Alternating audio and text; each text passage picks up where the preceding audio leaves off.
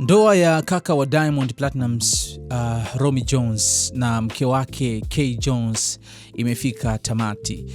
Kay kupitia ukurasa wake wa Instagram ameandika ujumbe mrefu sana ambao unataarifu watu ambao wamekuwa wakiwafuatilia sana kwenye social media, kwa sababu hii ni moja kati ya couples ambazo zinafuatiliwa sana, zimekuwa role models kwa baadhi ya watu ambao wamekuwa wakipenda jinsi ambavyo lifestyle yao ilivyokuwa. Wawili hawa wamedumu kwenye ndoa kwa miaka 8 sasa, na leo hii Kay amesema kwamba imefika tamati.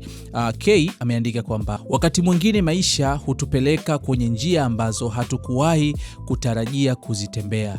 Kwa unyenyekevu na kukubali kudra ya Allah, napenda kuwajulisha kuwa ndoa yangu imefikia mwisho.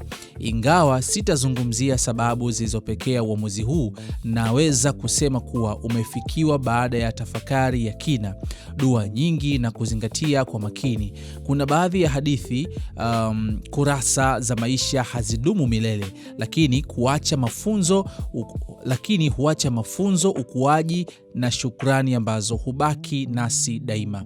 Ninaomba kwa heshima dua zenu, uelewa wenu na kuheshimu faragha yangu katika kipindi hiki ninapoanza hatua mpya ya maisha yangu.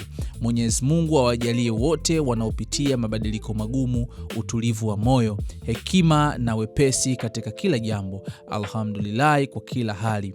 Kay.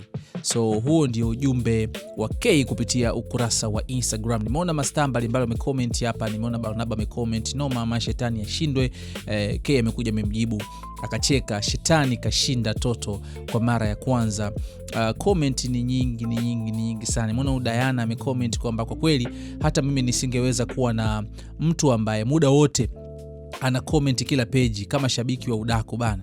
Comment ni nyingi sana, lakini nimeona pia forward za watu zaidi ya 1000 wamefuadiana, wanapeana taarifa huko kwenye mitandao ya kijamii haswa Instagram huko. So hii ni taarifa mbaya kwa watu ambao wamekuwa wakifuatilia kapo hii. Of course sio jambo jema wala jambo la kufurahia kuona ndoa imevunjika. Na kama ulikuwa ni mpenzi wa kapo hii, taarifa kutoka kwa mke wa Romy Jones, aliyekuwa mke wa Romy Jones, kwa sababu mpaka kaandika hivi bila shaka tayari mambo ya talaka yameshawekwa sawa huko.